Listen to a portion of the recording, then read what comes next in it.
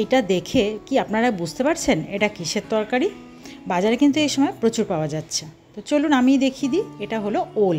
ওল আর আলু ডুমো ডুমো করে কেটে নিয়েছি। এবার কড়াইয়ে জল গরম করে তার মধ্যে ওলটা দিয়ে লবণ দিয়ে ঢাকা দিয়ে হালকা সেদ্ধ করে জলটা ঝরিয়ে নেব।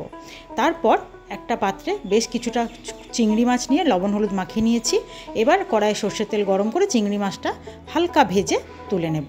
তারপর ওই তেলের মধ্যেই জল ঝরিয়ে রাখা ওলটাকেও বেশ সুন্দর করে লালচে করে ভেজে তুলে রাখবো।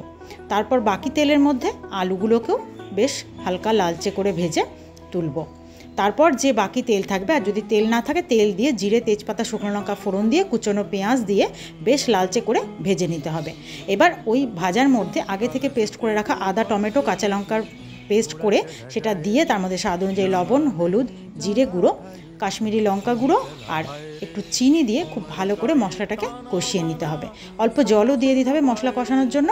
তারপর মশলা থেকে বেশ সুন্দরভাবে তেলটা রিলিজ করে ভেজে রাখা আলু আর ওলগুলোকে দিয়ে খুব ভালো করে নাড়াচাড়া করে বেশ কিছুক্ষণ কষিয়ে নিতে হবে। এবার কষানো হয়ে গেলে ভেজে রাখা চিংড়ি মাছ দিয়ে আবারও বেশ কিছুক্ষণ নাড়াচাড়া করে পরিমাণ মতো জল দিয়ে ঢাকা দিয়ে একটু রান্না করে ঢাকা খুলে অল্প একটু গরম মশলা ছড়িয়ে নামিয়ে নিলেই রেডি হয়ে গেল চিংড়ি মাছ দিয়ে ওল আলুর ডালনা। দারুণ স্বাদ হয়, বানিয়ে দেখবেন।